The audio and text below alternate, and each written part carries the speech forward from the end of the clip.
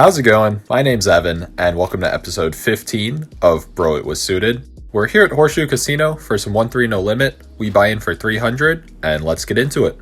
First hand of note comes when we pick up 6-7 of diamonds in the big blind. Under the gun +1 makes it 10 to go, and it folds all the way to me. I decide to make the call here, and we see a flop heads up that comes 6-9 10. I check it to him, and he actually checks it back. The turn comes at 6 now, and I decide to bet here for $15.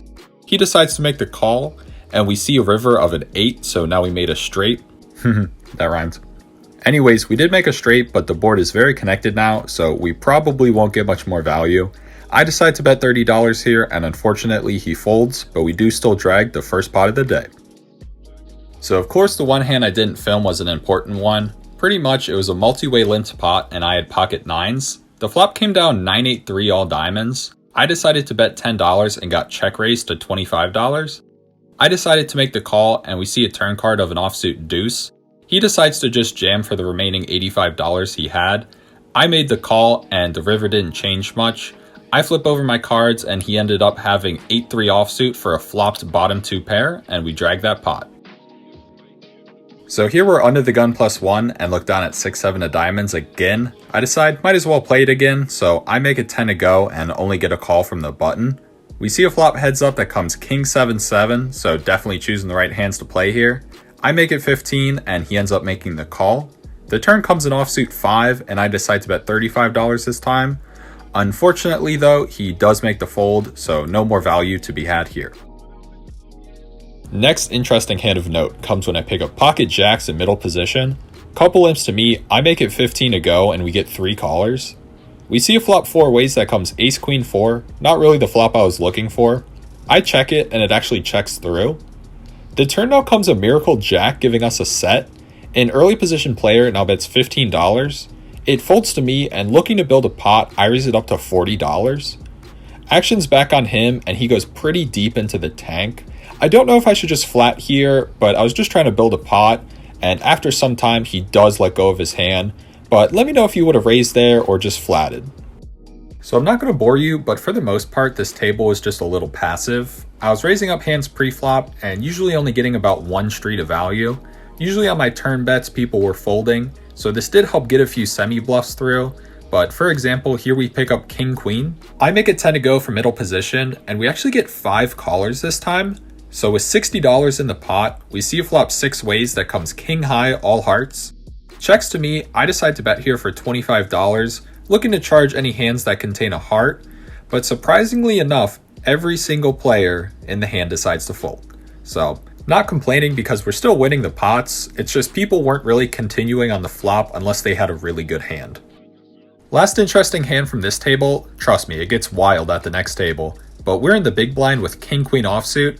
I make it 15 to go, and now the player to the left of me goes all in for $60. Being the short stack, he's already done this a few times. He went all in with ace 9 and then pocket 10s. I think I was just so happy to finally have action. I decide to make the call here, but I think a fold here is fine as well. So everyone else folds, and we see a flop heads up that comes 8 high. The turn and river are no help to me, so we're left here with king high. I show my hand, and he ends up taking the pot with pocket 9s. Let me know if you would have folded there. I think I was just glad to finally have some action. So a new table opens up that 2 of my friends are going to play at. I decide to rack up and move to that table. So Joe on the left here is a pretty okay poker player. He likes to bluff. And then Nick on the right here is an absolute fish. If you ever see him at Horseshoe, it's going to be pretty easy to take his money. Since this is a new table, we do have to chip down to the max buy-in, which is 400, but let's get into it.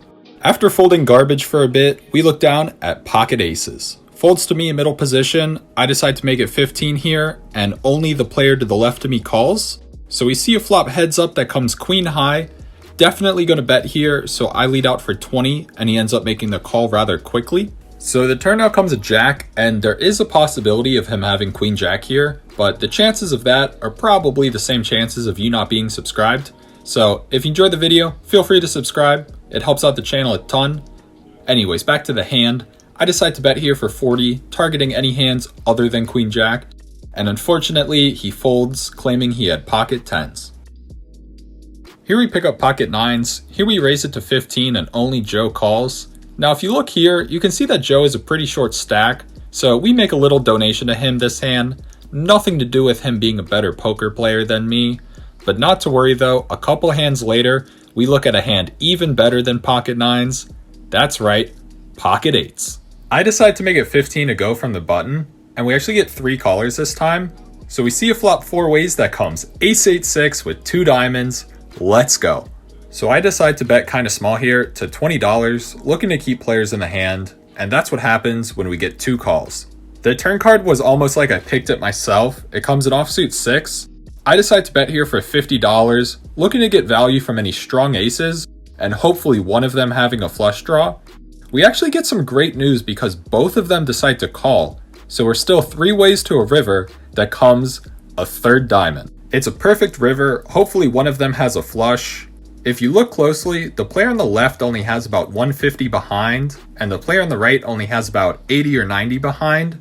So for that reason, I decide to go all in, and unfortunately, the bigger stack folds, but we do get a call from the smaller stack.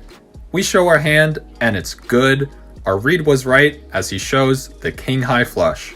So kind of a cooler, but still nice to rake in this big pot. So here I pick up 6-4 spades in the big blind. We don't have to go into too much detail on this hand, but point is I turn 2 pair, and then on the river I decide to bet $20.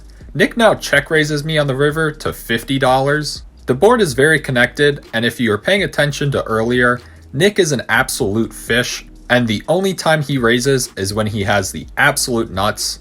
But since I'm such a good friend, I decide to pay him off just so he keeps playing poker, and we were correct. He ended up having the straight.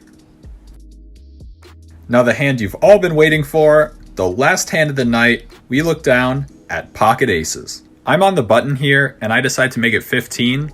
We end up getting 2 calls. We see a flop 3 ways that comes 5-7-8 with 2 clubs. So the first player to act checks, and now the second player goes all in for $87.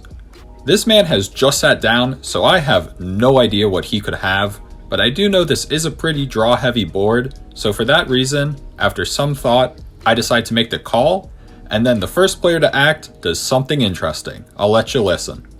I'm all in. All in. I was only kidding. He hasn't been at the table for long, but he has been a very active player. He could have us beat, but it's very possible that he has some type of straight draw or flush draw.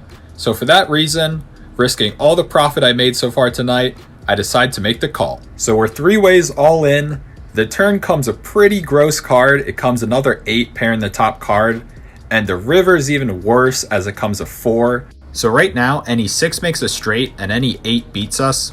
I don't feel confident here, but I decide to flip over my hand, and somehow our hand is good. The one player never showed his hand, but the player that went all in for more shows Jack 10 for the missed flush draw. So glad we held, and we scoop by far the biggest pot I've ever played in. After this, the table breaks, and it's time to hit the cage.